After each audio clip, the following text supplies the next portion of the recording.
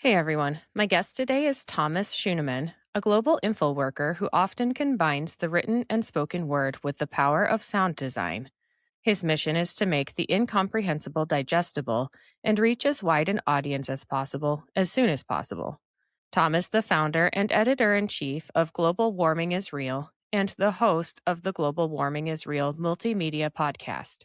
His work appears in Triple Pundit, Slate, Clean Technica, Planet Save, Earth 911, and the Monterey Bay Fisheries Trust, among others.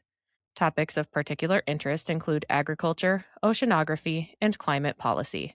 Welcome to the show, Tom. Thank I you. want to thank you for being here. And I was wondering if you could tell the audience a little bit about yourself and what you're working on.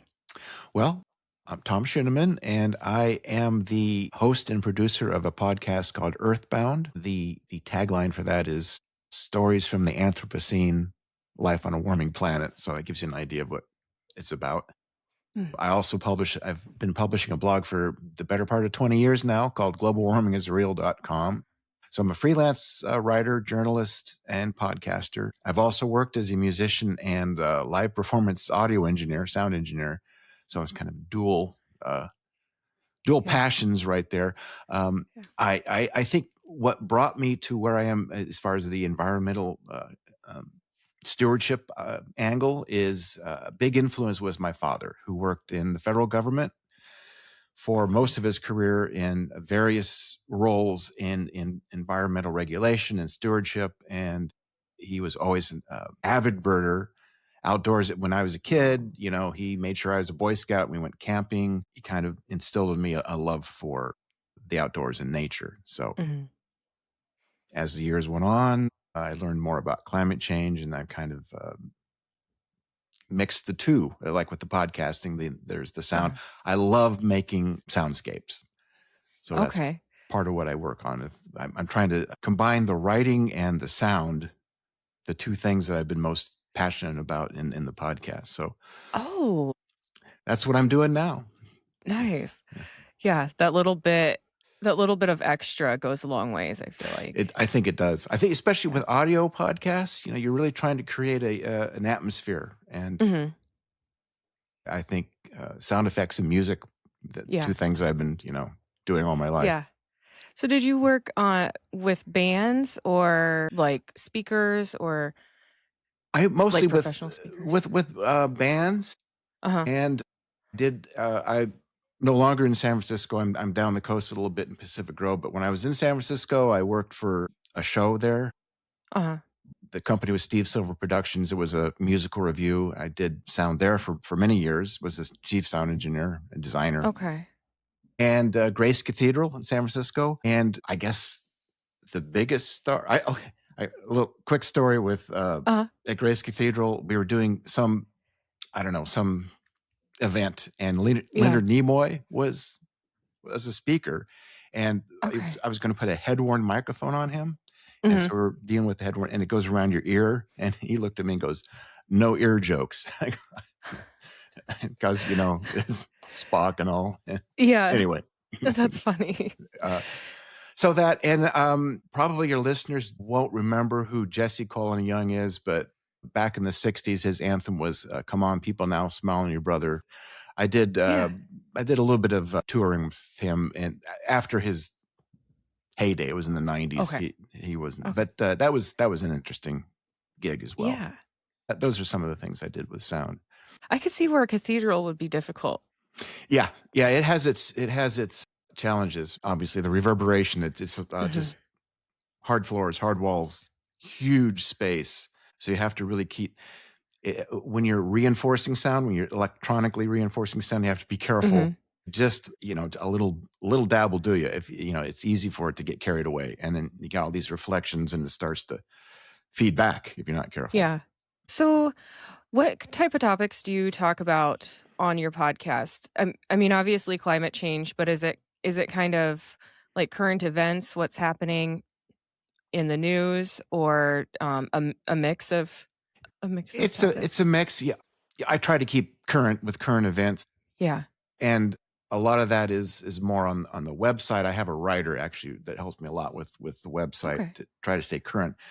With the podcast, In my years of writing about climate change, I've learned that sometimes the best way to talk about climate change, especially in this divisive age that we live in, and Mhm. how climate change has unfortunately become one of those divisive issues, is to not even mention climate change. Yeah. Kind of walk around it somehow, because I've talked to a lot of people that, I don't know, just don't believe in climate change. That's Mhm. just, to me, that's an odd thing to say. How do you not believe in what's happening in the climate? But be that as it may, but they are interested in, a lot of them, they hunt, they fish, they love the Yeah. outdoors, like I just mentioned.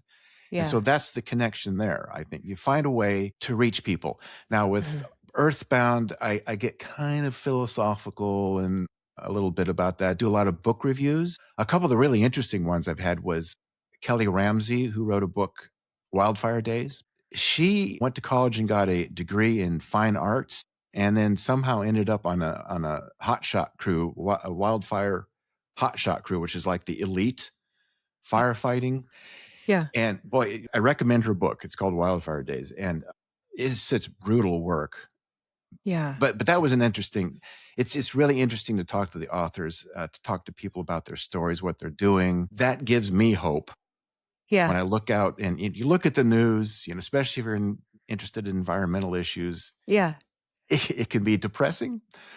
And especially if you just doom scroll all day long, oh my Mhm. God, we're all going to die. But it's good to talk to people that have similar interests of mine. They're interested in the environment. They want to do something to help save the planet, as it were. Yeah. I don't like that phrase either, by the way, because the planet's going to be here.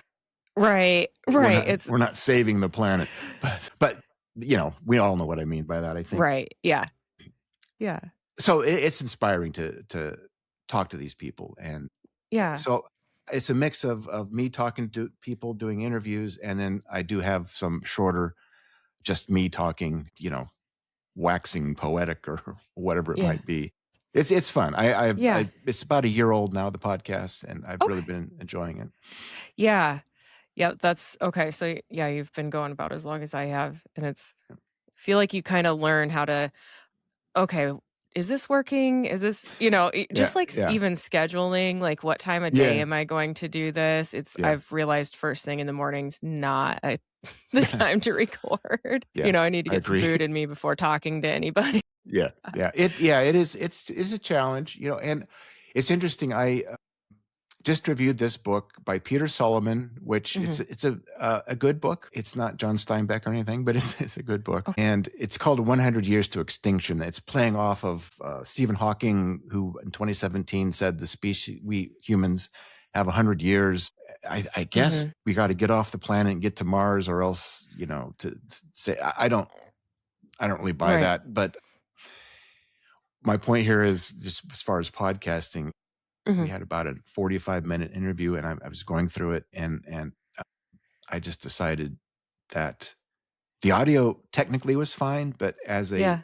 as a discussion, it just wasn't. Where I was trying to edit it and get all the spaces and ums out, and then about Yeah. 3 hours in, I go, "This isn't worth it." So Oh, I'm just gonna talk and review his book and relate his ideas. So sometimes you do an interview and you have to decide, nah, not gonna work. yeah. You know? Right. Yeah. Right. I suppose we should dig into some of Let's the dig in. climate topics. Yeah. I guess my biggest question that I wanted to get to is the Paris Climate Agreement and what is the status of it?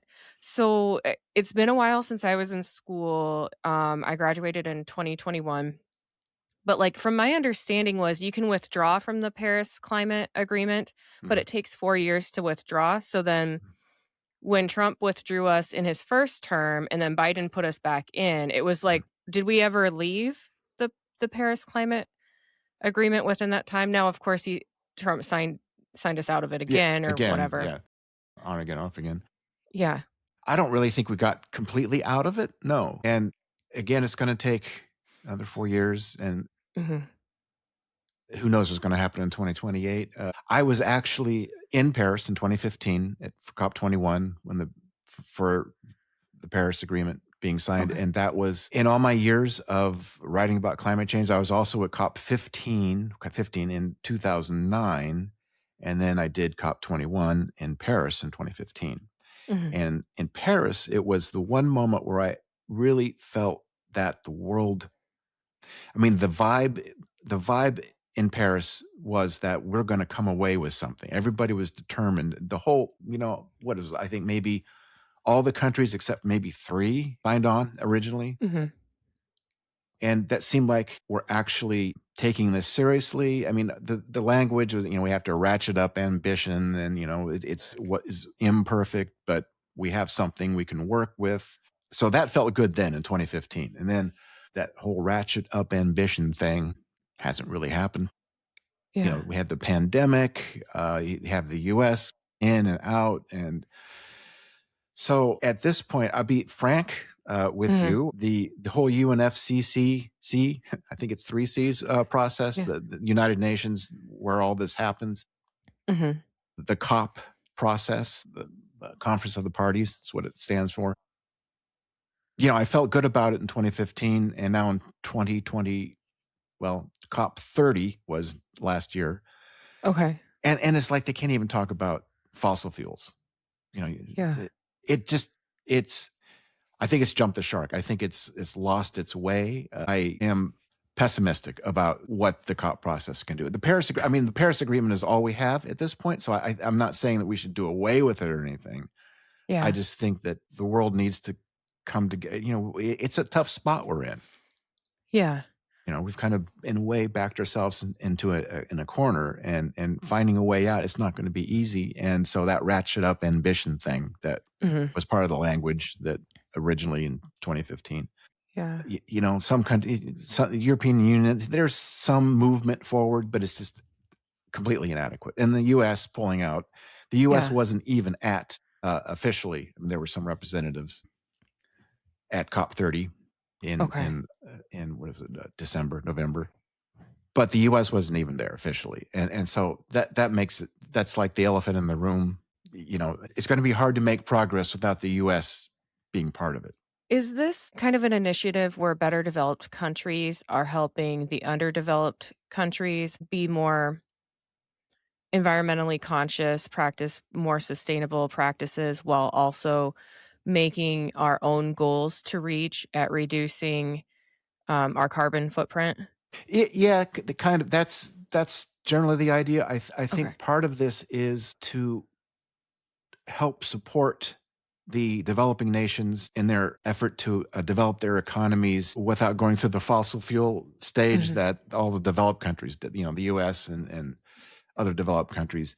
What Yeah. is it? The INDCCs, individually determined. I can't remember what it is. There's a term where every country decides how they are going to go about reducing their carbon Okay. footprint. And so every Yeah. country, they can go about it however they feel works for them.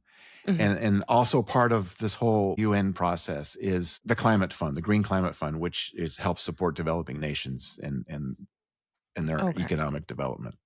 Yeah, I'm kinda remembering that, and I remember it almost seemed like some of the countries involved weren't even in agreement on China wanted the strictest goals, but they didn't want anything in place to be held accountable or, like, be checked on, whereas America didn't want goals, but or I Yeah, it was just I think like s that sounds about, yeah. There you got the two big players, China uh, and the U.S., and both of them. You know, China for its part, it's really rocking and rolling in solar energy, solar panels, and everything. okay. They're also rocking and rolling in coal. It's kind of Uh-huh. they burn a lot of coal, but they're also really developing a lot of renewable energy. And the U.S., yeah, U.S. never wants to be told what to do. Right, right. So it just Yeah. depends on, with Biden, he was more into it, and obviously with Trump, Trump is doing everything he can to just pretend climate change doesn't exist. Yeah. So So, what I feel like I'm noticing, as someone who's voted both ways, mhm. I went to school for environmental science and was a vegetarian forever. And I feel like people will try to put me in boxes based off of Mm. one thing they hear about me. But so, what I'm seeing as someone who can understand both sides is almost like you said, if you mention climate change, they're done listening. Yeah. But there are a lot of environmental initiatives that we can be taking to make our country a better place Yeah. to live, healthier for everyone, healthier for plant life and other animal species.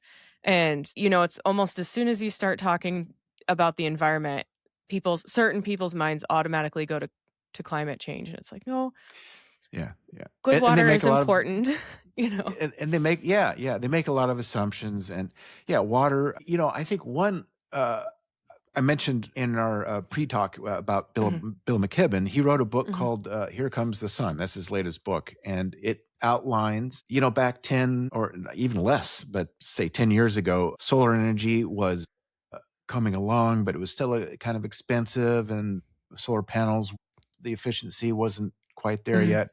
The past few years, it's been almost like AI, just like a Yeah. state change. It's like leaped forward. Globally, the vast majority, I think 90 some percent of the new electrical generation globally is from solar and wind.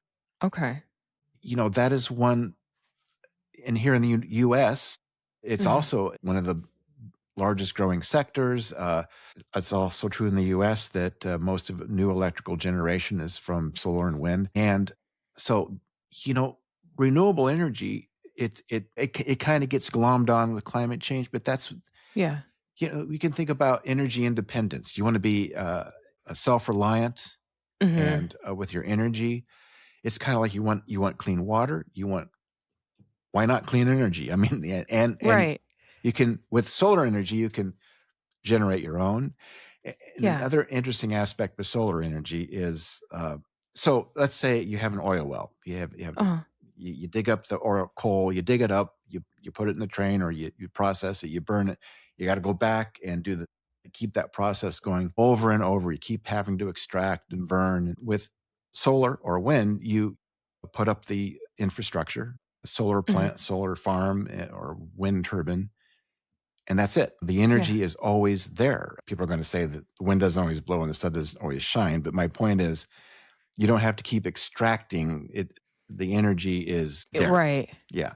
Right. And though the point I just said about wind not always blowing and sun not always shining, storage is also coming along technically Right. with the generation. So the the combination of the two, renewable energy, is really coming along. I think it's something that you might be able to talk about Mhm. and not get into that climate change. Everybody turns Yeah. off and goes into their own little corner and doesn't listen anymore. Because Yeah. there is a commonality, I think, between political factions. It's Mhm. really sad to me that the environmental space, as it were, climate change, has to be Yeah. this divisive environmental issue. Right. Right. Yeah, so I don't know if you know very much about the things going on in Iowa right now, but there's several different things going on environmentally here. Our water, so the high nitrates in the water, Mm. Iowa has a high, very high cancer rate, like one of the highest in the Oh, country. So the water quality is a huge issue, and I believe I heard that the EPA was thinking about cutting the acceptable number of nitrates in our sources in half, which would take out like half of the wells that we have in my area, anyways. So that would be a funding issue. But then we've got the carbon or the CO2 pipelines. That's something a lot of people are concerned about and fighting. And then, mhm, but I will say I am seeing more and more solar panels put up mm, all over the place, especially out in the country. For whatever reason, I don't know if they just have more space, but even in towns now, I'm seeing that people are starting to get on yeah, with the solar, which I think is a good sign in a kind of red area that yeah, people yeah, are. So yeah. I mean, yeah, that's an example right there, that is it not necessarily some woke agenda to right. put solar panels out. It's kind of common sense. Hmm. Understandably, maybe like I was saying, 10, 15 years ago, it might not have been as practical, but now the technology has come along to the point where it Yeah. just kind of makes sense. Uh, Yeah. So my My one thing that I was coming across, and this has been like 12 years now, or 10 at least, kind of related to what you say about technology. So when I was learning about the energy and everything it takes to make a battery for like a Prius, it Hmm. automatically puts the car 70,000 miles behind. So like you need Yeah. to be driving that car for 70,000 miles before it makes an impact environmentally. Has technology changed in a way? Yeah, well, you bring up a good point. The battery issue is, there's going to be no form of energy that is completely benign. The Hmm. batteries have come along since 10 or 12 years ago. Being the liberal that I am, I'm driving a 12-year-old Prius, but Oh, geez. it's got the miles on it that Yeah, it's good now. yeah, That's a good point. The battery issue is it's one of the issues that need to be worked out because uh there is extraction involved in renewable energy. You have to get the mhm, cobalt and the nickel and all the minerals for these batteries. I mhm, did some writing a couple of years ago for a company called, oh my gosh, Aqua Metals, okay, um, and their mission is to create a less toxic way to recycle these batteries. okay, yeah, And they're working on it. They're doing pretty well. What I learned when I was working with them was that the most recycled product are lead acid batteries in cars. okay, It's all I guess most of that when you turn it, your old battery goes in, most of that gets recycled. The problem with most of the lead acid battery recycling is it's smelting. It's a very okay, toxic process. So mhm, what Aqua Metals is trying to do is find a way to recycle these batteries in a much more environmentally friendly way, because yeah, that will be an issue. All these electric cars there's more and more electric cars on the road. And yeah, eventually, I do have to say that my Prius, my 12, 13-year-old Prius, the battery seems to be doing fine. great, yeah, But that's good to but know. they do work. Yeah, it is good to know because I guess replacing them is pretty expensive. Yeah, yeah, And then replacing them, what happens to the old battery? yeah, So as these cars, on the road age and the batteries age, there's going to be just this influx of batteries. mhm, And so, that has to be dealt with. It's not like it's all moonbeams and butterflies. We have to work out yeah, these issues. But I do believe that, fossil fuel energy did great things for humanity. mhm, You and I wouldn't probably be here if it weren't for that. yeah, But it's kind of run its course in a lot of ways. I don't think that we can continue to extract to the last drop. It's not economically viable anyway. And the environmental impact is already, in my opinion, we're already seeing a lot of that right now mhm, due to the yeah, burning of fossil fuels. right. What is your opinion on the windmills? Like, I guess I personally I don't like what they're doing to the bird Mm, populations, but I was reading, I cannot remember which country it was. They started painting one propeller a different color yeah. so that the birds can recognize it, and I don't know if it was the same country. They started having them make a noise that humans can't hear but bats can, to prevent bats Mm, from flying into them. So I thought yeah. those were kind of interesting Yeah. solutions to the issue, but I The, don't the, see that here. I don't see that a lot here. I've seen some that were like trying different, um, instead of the blade going around, there's different ways, like a whirly whirly kind of thing, just something the Okay. wind can catch it, but it's not necessarily as dangerous for birds. But that's like the batteries in cars. That's another Yeah. issue with renewable energy is Yeah. you can say, well, we can. This is a solution. Look at this solar panel. Look at this turbine. But then when Yeah. the problem is scaling all this up, and then what happens when you scale something? Yeah. And I think these are the issues that we're starting to grapple with right now. And Right. the bird population. My brother-in-law actually, I don't know if he's still doing it right now, but that's one of the things he did was assess the bird killings around turbines. Oh, okay. Okay. So What were his findings, do you know? uh, I don't have specifics, but I know that it was enough of an issue that somebody Okay. paid him to do it. And this was a Yeah. while ago. So yeah, Yeah. these are issues. I remember in 2000, I think this is a while ago. This was 2009. Wow, time flies. I was in Germany on a press trip, and the idea was Germany was trying to show. There's a group of like 12 or 15 of us from all over the world. Yeah. They were trying to show us their progress in renewable Okay. energy and climate change. And so we visited a solar plant and then saw a lot of wind turbines, and they were really trying to develop their renewable energy. And I'm not sure what the state of that is. I've heard that they've kind of slid back a little bit, but Okay. I don't know. Yeah.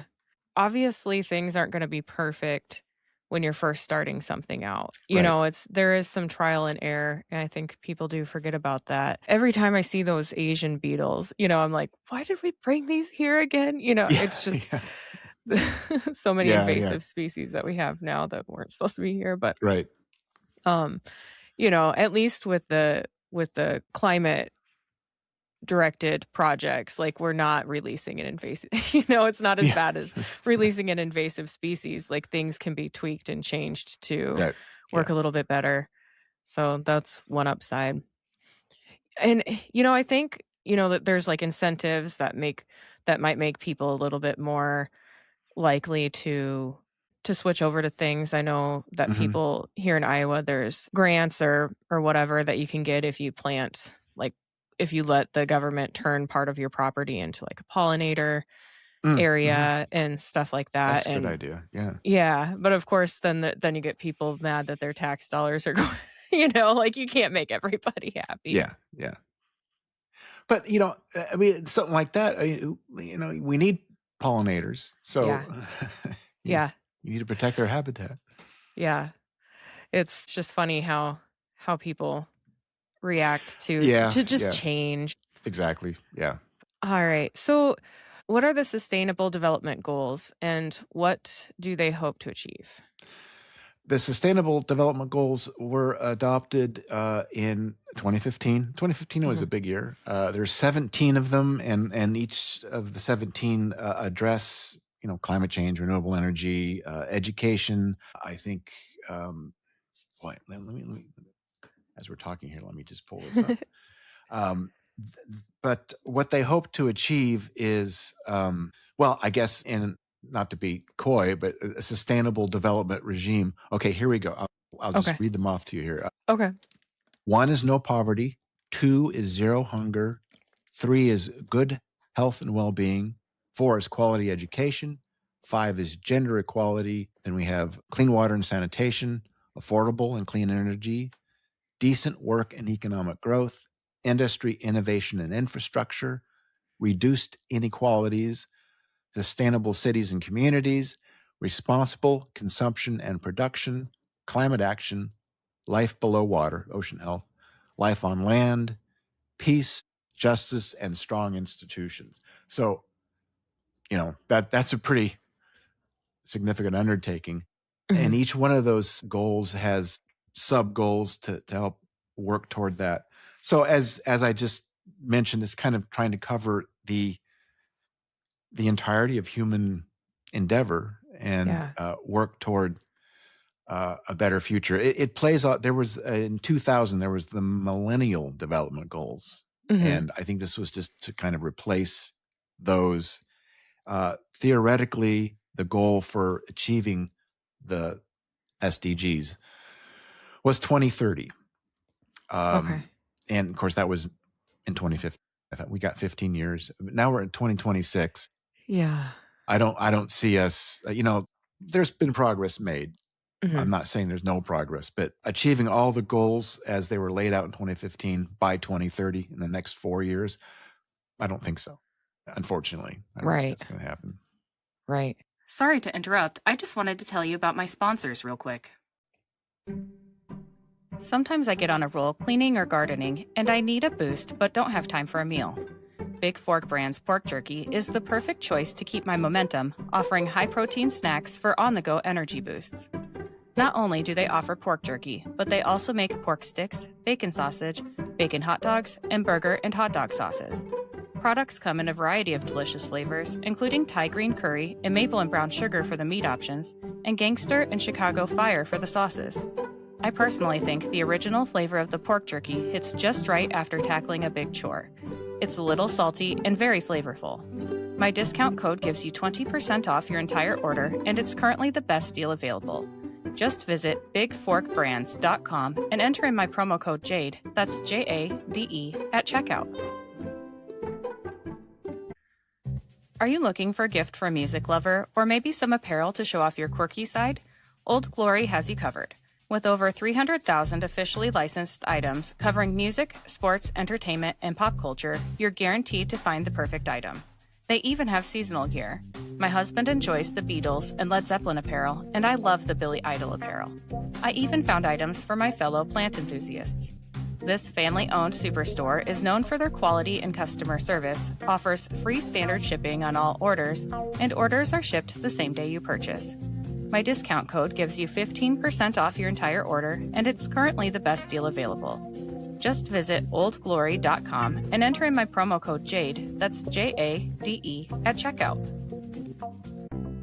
Looking for a game-changing way to improve your health? Zevo Life is the world's most nutrient-dense whole plant, packed with over 50% plant protein, essential amino acids, fiber, and antioxidants. Harnessing the best nature has to offer, Zevo Life nourishes your body while driving your performance, vitality, and overall well-being.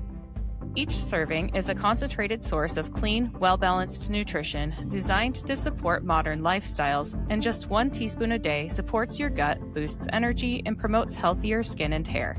It's no wonder that it's receiving rave 5-star reviews. Step into a healthier future with a 30% discount and a 30-day risk-free guarantee by visiting zivo.life and using my promo code. To support my show and to receive 30% off your entire order, enter in my promo code JADE, that's JADE, at checkout. You were making me think about the New Orleans, what is that called? It's a 50-year plan. I did a couple research papers on the stormwater management in New Orleans. It was a 50-year plan, and I felt like, that seems like such a long time, but so much of that takes time to get just to complete, to get it up and running. But I wish them the best of luck. Yeah. It's daunting. That's one of my concerns with climate change is making the changes that we need to make takes time. And I feel that we've wasted so much time. Yeah. We've known about this for quite a while. Yeah. And really haven't done enough anyway. Yeah, it's good to give yourself 50 years and, 45 years later, we should probably get started on that. Right.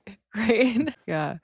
Yeah, it does look like they're working on it, at least. Like for the city, that area, it looks like they're That's good. Actually active and doing stuff. Did that come out of Katrina or was that, or? I can't remember when that was formed. I think it was after Katrina, but I'm not quite sure. But I know that there's government programs that will help you like jack your house up so that when it floods, like there's a lot of people on stilts and stuff down there. Or I call them stilts. Down there, so it's kind of something that they've addressed, that there's so much culture in the area that no one wants to leave, and so what are we going to do about it so that we don't have to, because they're losing 2 inches of coastline every year, which is outrageous.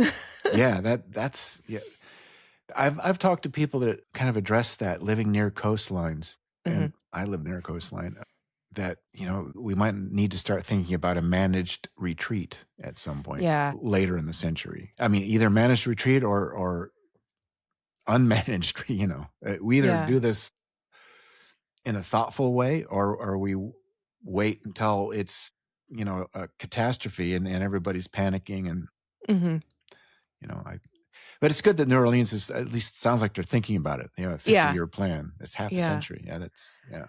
Yeah, and I can't remember what year it started. I feel like it was 2013, but I'm not sure. So the one thing about the people who aren't really believing in climate change is they see that people talk about coastlines disappearing but then they'll see I know like one of the most popular ones is like something about Obama saying that this area was going to disappear within our lifetimes, but then he had a house there or whatever. The It's weird because any of the short-term predictions, like, a lot of them don't seem to come true. So New Orleans probably, if it's 2 inches a year, it's not gonna be gone in our lifetime, but certain areas is gonna be, you know, it's going to become a worse and worse of a floodplain, and Yeah. they definitely are going to need a plan of maybe retreating further inland. I mean, I guess what is your opinion on on all of that? What do other coastlines look like, I guess? Well, what popped in my head as we were talking here is South Florida, Miami, because the soil is. I mean, it even on clear days, Mhm. it just bubbles up through the Really? ground. They have clear day flooding. I think it's Uh, called something like that, where it's not necessarily raining, but they're still getting flooding. So that is an area that is in danger of, I don't know what okay. Miami is going to do, but they definitely have issues to think about. Now, there's low-lying islands. There's Tuvalu's and the Maldives and Mhm. those small island nations. They're at these climate conferences. They're one of the most vocal of we got to do something because their country is literally it's disappearing. Yeah. Yeah. They will lose their land by the end of the century, most likely. It's definitely Okay. heading that way. Here in California, frankly, I should know because I live here. In San Francisco, I know that there's sea level rise and there's concern. I Mhm. don't think it's. I don't get the vibe, the idea that it's much of an issue here on the West Coast as it is for some reason on the East Coast. Sea level rise is not equal Okay. around the globe. So Okay. some areas get it more than others. Now, when I say that, I could be completely wrong. California must have issues somewhere. I just don't. I live in the Monterey Bay area, and Uh-huh. what's been happening here is that we've been getting some odd. Well, that's another topic about ocean warming and things. But as far as the sea level rise, Uh-huh. um, the New Orleans, the South Florida, there's some naval base along the Atlantic seaboard where they're dealing with their. I don't know what they're doing right now, but back before the current administration, there was talk about doing something about climate change because they were Okay. experiencing sea level rise. The Mhm. military, um, for the most part, they understand that climate change is a threat multiplier. I was at Mhm. a conference once years ago where some he was he was in the military somewhere, and the Navy had done a report on the threat multiplier of climate change. Mhm. So, climate change will destabilize populations. It'll have climate migration, and that's going to destabilize, communities, resource wars, water. It'll affect water. Yeah. So, yeah, I'm kind of getting off topic here. Oh, no, you're fine. Well, yeah. So I think that the people that don't believe in climate change, it's difficult. Mhm. Because I don't know how people come to that conclusion when I've come to a completely different conclusion. I do believe Right. that climate change is real. It's happening. All the predictions, it's hard to predict. The models are getting better and better. And Mhm. in my opinion, I think some of the impacts of climate change have happened a little bit faster than Mhm. was predicted. Ocean heat would be one of them. The ocean is Yeah. absorbing a lot of heat. About 90% of the excess heat is absorbed in the oceans. So a lot of the what have been considered carbon sinks that soak up the carbon are in danger of becoming carbon emitters. The Amazon rainforest is one. For one thing, we're burning Yeah. it down Right. to clear for agriculture and things. Yeah. So the thing about climate change, it doesn't, you need to address it in some political way because politics is Mhm. just the art of the possible, right? It's just Yeah. getting things done in a community. But climate change is just an imbalance in the carbon cycle. Mm. It's just physics, really. So, if we can just um, agree on a reality, and then the debate can be about what do we do about it. as opposed to Right. that just doesn't even exist. Just go away. I don't want to talk.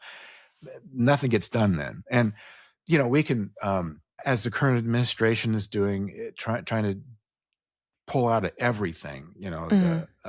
the endangerment finding, the Paris Agreement, the IPCC, the scientific community that puts together all the reports that inform the UN, pulling Mhm. out of all of that and doubling down on coal. And Mhm. you can do that. And he is doing that, but that's not going to make climate change go away. I mean, you can Right. deny it all you want, but Yeah. we're still here in the world, and we're still throwing a monkey wrench into the carbon cycle and Yeah. and that's my concern, is just getting to a point where we can accept a reality, and then we can have our discussions about what we do about Yeah. Right. While you were talking about the ocean temperatures rising, it. Yeah. I remember um, doing a project or paper on a fish that they're from two different species, but from the same genus. And as the ocean temperatures have risen, one seemed to evolve or adapt, whatever, to the higher temperatures, while the Mm. other one, a very similar fish, the population started dwindling from it. I do think that, like, oh well, things will just evolve. We'll be able to deal with things over time because it is a slow change. But if you start running out of places to live, Yeah. which I know that there is evidence of coastline disappearing in some areas, so um it's and I think too, a lot of people are like, well, it's not going to happen in my lifetime. I'm just going to Mm. keep living my life, what I, Yeah, you yeah, sure. know. There's a lot of that. And I'm in a position where I can sit here and think about it, you know.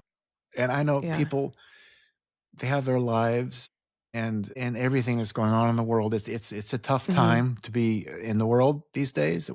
Whatever your leaning is, everybody seems pretty tense. Yeah.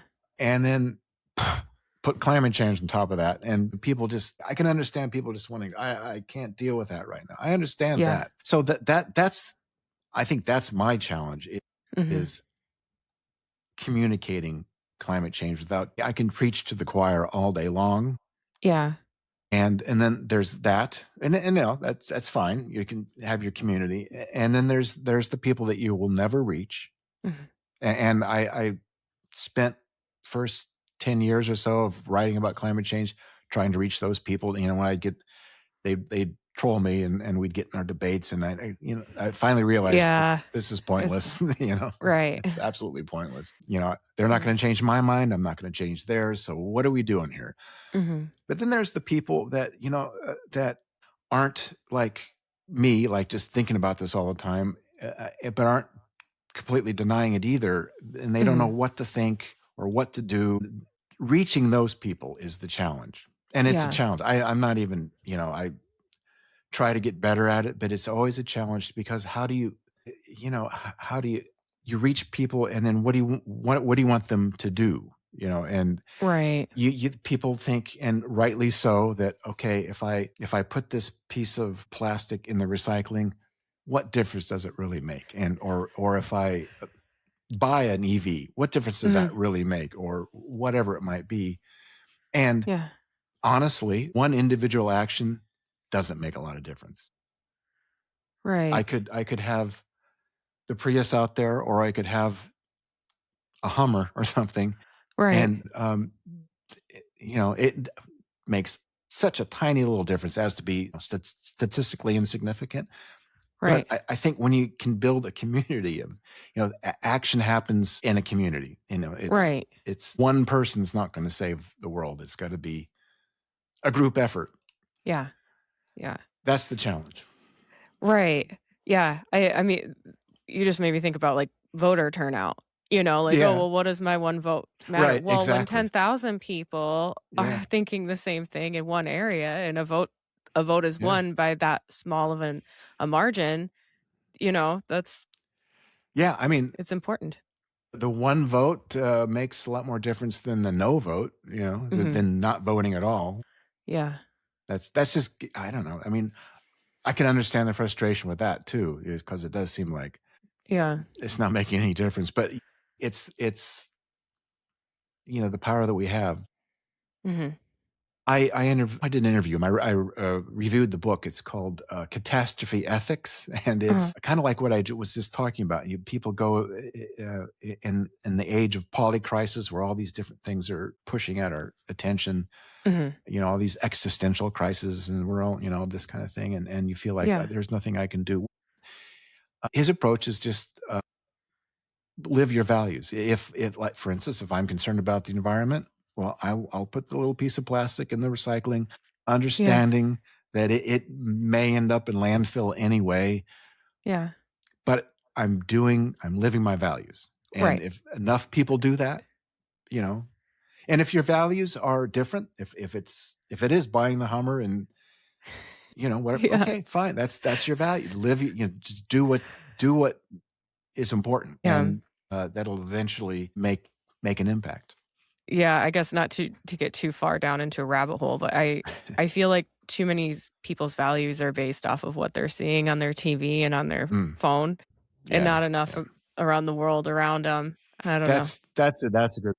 I've yeah. I think misinformation and Mhm. the internet and even AI.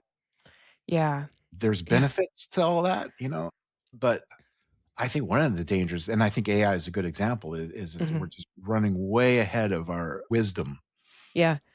to deal with it. Yes, yeah. So I have a pet parrot. I don't know if you've heard him scream at all. He seems Right. to be over his cartoons downstairs. I have people that send me videos of AI parrots and they look so real. And to me, I know it's not real, but then Mhm. to the sender, I'm like, I don't want to insult their intelligence by asking, that this is AI, right? Because Yeah, they might I have know. known and just sent it to me because they think it's cute. But Yeah. it's just that one small thing that might encourage someone to go and buy a parrot as a pet thinking it's gonna do all these things, and then you realize, "Oh, no, Uh-huh. I've got a really mental Yeah, permanent yeah. toddler." Yeah, yeah, It's yeah, this is a real animal here. Yeah, yeah, yeah. yeah. So, That's yeah. true. Yeah, I mean, there's so many different ways. I see stuff on I don't know, the social medias, and it's just obviously AI, but it's really good, and Mhm. it's a real danger because you can have, somebody you can put words in somebody's mouth, and Yeah. and and Yeah. and it looks real, and you think they said it, and you might actually act on something, and then you think, oh, you know what? I think that might have been AI, and Right. I just think Yeah. it's and the as a writer and a podcaster, I use some of the AI tools to help Mhm. me research and do things like that. But I recently tried to have. I'm putting together a listener survey for my podcast. And I want to have an incentive, so Uh-huh. I asked AI Chat GBT to help me put something together. Just like Mhm. a little essay thing. And Yeah. I thought, oh, this is good. We're doing good. We're doing good. And then I actually read Yeah. it, and I go, no, this is just slop. I can't use this. Yeah. Just a bunch of buzzwords and not Yeah. saying really anything. And so and it looked good, and it sounded kind of good, I guess. But you read it, it's just not saying anything. Yeah. Yeah. I've tried that as well, and it just I'll have it, "Okay, can you summarize this event?" But you have to be very specific and just have them Hmm. summarize it. Don't try to because, um, I I've had people comment on my episodes like just AI, like I sound like AI or something. My professors have told me that my writing sounds like a dictionary. It's just very straightforward. So I'm like, "Okay, how can I add some natural flow to my episodes?" And we're totally off topic right now. I'm sorry. That's, that's all But, right. I'm like, "Okay, well, let's see if I can use AI to kind of make my work a little bit more personable." And I don't I don't wanna sound like I'm talking to a 10-year-old, it will add all these weird little, like, slang things in, and it's like, "No, I don't want to use Yeah, yeah, nicknames for things. I still want it to be factual." And so I'm just like, "Okay." yeah, yeah, yeah. It's I don't know. Sometimes, well, I've used it. It'll get me started. It's just Uh-huh. write something, Yeah. and then I can start. I can edit the AI and make it my own. But Yeah. yeah, it's hard to finding have it find your voice. Yeah. I know we're off topic, but just another interesting thing is I have some. I don't know why. I'm not really looking for a job, but I have these job alerts on LinkedIn. Oh, Actually, yeah. if some voiceover. I'd like to maybe do some voiceover work. And Uh-huh. all the voiceover work that's advertised on LinkedIn, I mean, all of it that I've seen is to train AI. And I'm not doing that. Really? Yeah. Yeah. Yeah, I Yeah. wouldn't want to do that either. I had someone say that I should narrate audiobooks before, and I'm like, Yeah. that'd actually be really fun, but I don't know how to get into that. Yeah. So, You should check out a website called Edge. I think it's Edge Studio. Anyway, okay. check out Edge Studio. That's all about voiceover Really? stuff. Yeah. Okay. Yeah. Yeah, I'll have to check that out. Check that out. Yeah, I mean, I have the equipment, might as well. Yeah. So, yeah, which I see we have the same microphone. Yeah. So, Sure. Yeah. yeah. I like it. It's a good sounding mic, and I like the dual. I can do the USB and the XLR as well. Yeah. Yeah, I'm afraid I get too close to mine sometimes, but so have to adjust it, I guess. Anyways, is there any other point that you really want to drive home? Well, I think what I'd like to drive home is that we live undeniably in very divisive times. Mhm. I know that in the US, environmental regulations are kind of on the chopping block, but I just want people to, it don't have to be all worried about climate change, but be. What I would like to say is people to get off their phones, and Mhm. I'm talking to myself too. Get off the Mhm. phones, get off the internet, go outside and touch grass. Yeah. Get outside. Yes. That'd be my get outside and appreciate nature. I think that's one of the steps into making progress in all the things we've been talking about is Mhm. people just connecting with nature. I think that's one of the big problems in our society right now is a big, huge disconnect with nature. And Yeah. I don't mean, taking a big hike, just going outside and noticing Yeah. the trees and it sounds kind of corny and the flowers, smell the flowers. Yeah. But really, I mean that for me anyway, I'm very fortunate. I live in a beautiful area, the Monterey Bay Mhm. area, so I can take a walk and look at the water. Yeah. But I think in most people have some, if it's just going outside in their backyard and listening to the birds sing, Oh, yeah. you know. Yeah. I think slowing down and touching grass, and Yeah. I think that's my message, really, of all this, Yeah. and listen to Earthbound, Earthbound Yeah. And podcast. listen to Earthbound. Yeah. Yeah, Yes. It's really good for your mental health to get outside too. it is. My thing is if I'm having a rough time, like, and I know cardio might not be everybody's cup of tea, but if I get out on the bike trail, and sometimes I'll listen to a podcast, but sometimes it's nice to just listen to the birds out on the Hmm. bike trail Hmm. and take in the scenery, and it can change your entire outlook of the day. Yep. Yep. But Yeah, really. I go down and unfortunately it's like a 5-minute walk. I can mhm. just listen to the waves and the birds. There's lots of birds and look for the otters. We have lots of Uh-huh. otters and things. So, Mm. yeah. Oh, Yeah. I love otters. Yeah. Yeah. I'm undeniably a very privileged person. Yeah. I'm a white dude in America living in Monterey Bay. So Yeah. how more privileged can you get than that? Yeah. That's all right. It's, well, So, but I can say small town Iowa, there's still some nature to be seen, even like you said, yeah. even if it's in your own backyard or you got to go to the city park or Yeah. whatever. It is there. And I think that can be part of the excitement of it is just going outside. And when you think it's, just, Yeah. the street, look around. Maybe there's something you haven't noticed before. Yeah, Um, that's true. So, sounds good. All right. Well, I want to thank you for being here today. well, thank you. And I It's think been a this will be a nice fun one. conversation. Yeah. Yeah. I think the audience will like it. It's a little different than I normally do, but that's kind of what I've been trying to Good. get into. So I will talk to you soon. Okay. Thanks a lot. All right. Yeah. Thank you. Okay.